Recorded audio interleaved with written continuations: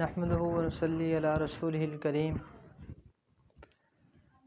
اما بعد فاعوذ باللہ من الشیطان الرجیم بسم اللہ الرحمن الرحیم یا ایھا الذین آمنوا کتب علیکم الصیام کما کتب علی الذین من قبلکم لعلکم تتقون صدق اللہ العظیم۔ میرے بھائیوں، دوستوں اور بزرگوں، روزہ صرف مسلمانوں پر فرض نہیں کیا گیا بلکہ اسلام سے پہلے جتنے بھی مذاہب گزرے ہیں ان سب پر روزہ فرض کیا گیا تھا۔ اصل میں بات یہ ہے کہ تاریخ انسانی میں جس نے بھی حسن ازل کے ساتھ عشق و محبت کا دعویٰ کیا تو اس کو اس دعوے کے ثبوت میں بھوکا اور پیاسا رہنا پڑا۔ کار عشق کوئی آسان نہیں ہے، عاشقوں کو بھوک اور پیاس برداشت کرنا پڑتی ہے۔ جو عاشق بھوک اور پیاس برداشت نہ کرے وہ عاشق نہیں، فراڈیا ہے۔ اور اگر عشق و محبت حسن ازل کے ساتھ ہو، خالق و مالک کے ساتھ ہو، تو پھر بہت قربانی دینی پڑتی ہے، بھوکا اور پیاسا رہنا پڑتا ہے، جان مال قربان کرنا پڑتا ہے، اولاد قربان کرنا پڑتی ہے، راحت سکون عیش و عشرت قربان کرنا پڑتا ہے۔ ہم یہ جو کلمہ پڑھتے ہیں لا الہ الا اللہ، یہ جتنے بھی مذاہب گزرے ہیں ان سب کے ماننے والوں نے یہ لا الہ الا اللہ پڑھا۔ لا الہ الا اللہ پڑھنے والا اقرار کرتا ہے کہ معبود ہے تو اللہ ہے، مسجود ہے تو اللہ ہے، محبوب ہے تو اللہ ہے، مطلوب ہے تو اللہ ہے۔ جب محبوب اور مطلوب اللہ ہے تو جب یہ ہم نے مان لیا کہ اللہ ہی محبوب ہے، اللہ ہی مطلوب ہے، تو پھر ہمارے لیے بھوکا اور پیاسا رہنا کوئی مشکل نہیں ہے۔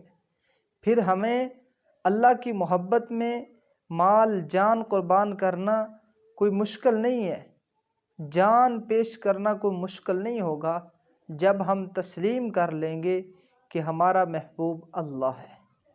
یہ جو میں نے آپ حضرات کے سامنے آیت مبارکہ تلاوت کی ہے، اس کے شروع میں یہی فرمایا گیا ہے کہ روزہ تم پر صرف عارضی فرض نہیں ہے کہ رکھ لو نہ رکھو نہ رکھو، بلکہ روزہ فرض ہے، تم پر فرض کیا گیا ہے، اس کا رکھنا ضروری ہے۔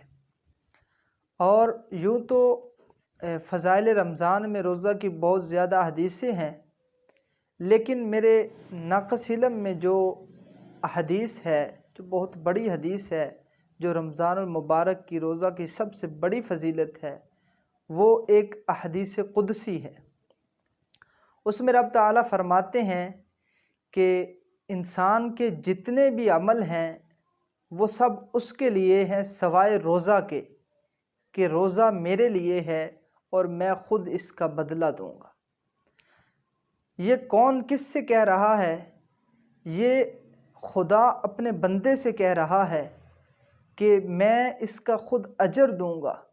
جب رب تعالیٰ کہہ رہے ہیں کہ میں اس روزے کا اجر دوں گا تو پھر سوچئے گا کہ رب تعالیٰ اپنی شان و شوکت کے مطابق ہمیں کیا اجر دیں گے، ہم سوچ ہی نہیں سکتے۔ تو میرے بھائیوں، ہم جسمانی بیماریوں کو دور کرنے کے لیے ڈاکٹروں کے کہنے پر ہم کھانا پینا چھوڑ دیتے ہیں، چٹپٹی چیزیں چھوڑ دیتے ہیں، بہت کچھ چھوڑ دیتے ہیں۔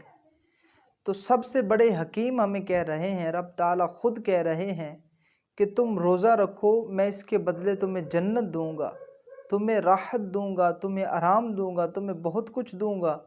جب قیامت کا دن ہوگا، نفسا نفسی کا عالم ہوگا، لوگ اپنے پسینے میں ڈوبے ہوئے ہوں گے، تب میں اس روزے کو آپ کی سفارش کے لیے مقرر کر دوں گا، یہ روزہ آپ کی سفارش کرے گا۔ تو میرے بھائیو دوستو، یہ رمضان المبارک اللہ تعالیٰ کی نعمت ہے، اللہ تعالیٰ نے ہمیں عطا کیا ہے۔ میرا مختصر میسج یہی ہے کہ رمضان المبارک کی قدر کریں، روزے رکھیں۔ دعا ہے کہ رب کریم ہمیں رمضان المبارک کی خوب برکات کو سمیٹنے کی توفیق عطا فرمائے۔ وآخر دعوانا ان الحمد للہ رب العالمین۔